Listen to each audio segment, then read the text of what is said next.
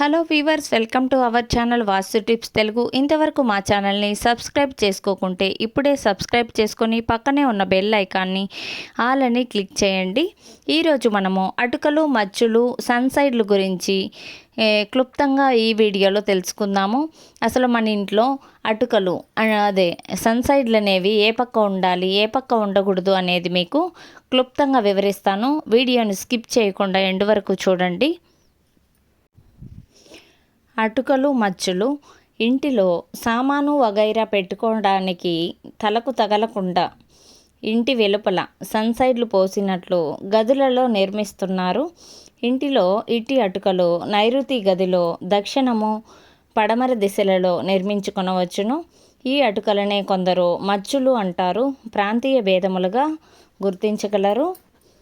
పడమర గదులలో పడమర అటుకలు నిర్మించుకోవాలి.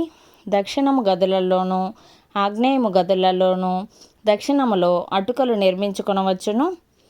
తూర్పు, ఉత్తర, ఈశాన్య, వాయువ్య గదులలో అటుకలు నిర్మించరాదు. ఏ గదిలోనైనను తూర్పు, ఉత్తర, ఈశాన్య దిశలలో అటుకలు నిర్మించరాదు.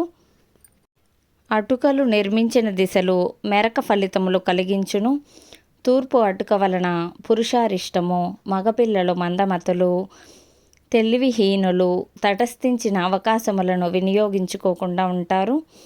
ఉత్తరము అటుక వలన స్త్రీలకు, స్త్రీ సంతతికి, ధనమునకు, పలుకుబడికి హాని కలిగి దరిద్రులగుదురు.